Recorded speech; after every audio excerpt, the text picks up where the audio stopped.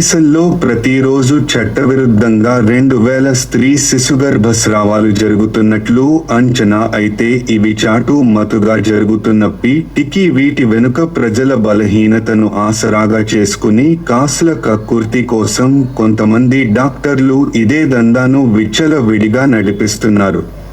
ప్రభుత్వం భ్రూణ హత్యల నివారణకు కట్టుదిట్టమైన పీసీపీఎన్డీటీ చట్టాలు తెచ్చినప్పటి వాటికి చిక్కకుండా దొంగచాటు వ్యవహారాలు కొనసాగిస్తూనే ఉన్నారు.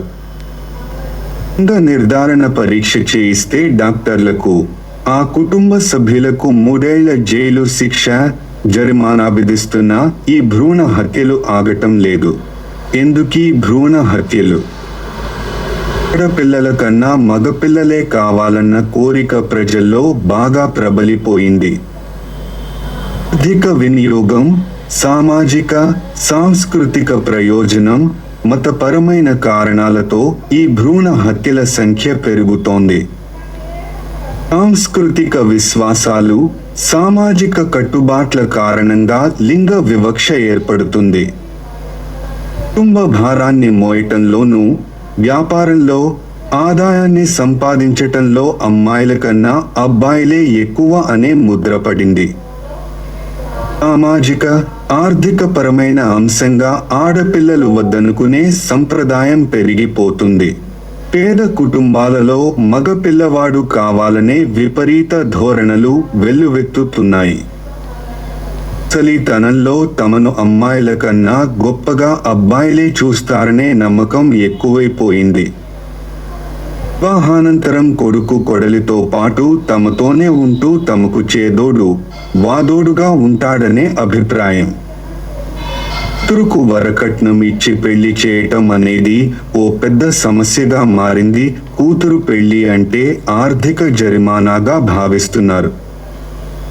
భారతదేశం మొదటి నుంచి పితృస్వామ్య వ్యవస్థ ఉంది. పితృవంశానికి వారసుడుగా మగ సంతానం ఉండాలన్నది ఓ నమ్మకం ఉంది.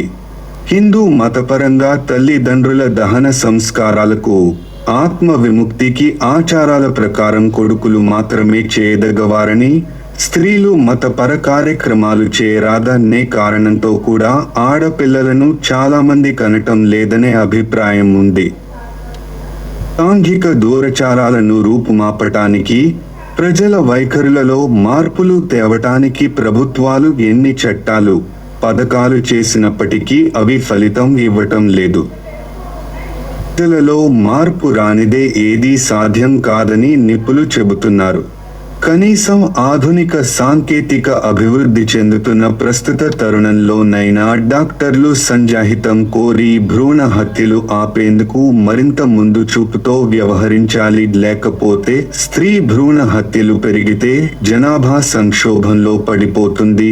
సమాజంలో స్త్రీల సంఖ్య తగ్గిపోతే లైంగిక హింసలు, అత్యాచారాలు పెరిగిపోతాయని ఐక్యరాజ్య సమితి హెచ్చరించింది. స్త్రీ భ్రూణ హత్యల వల్ల సాంఘిక విలువలు, వ్యవస్థ క్షీణించి సామాజిక పరిస్థితులు సంక్షోభానికి దారితీస్తుంది.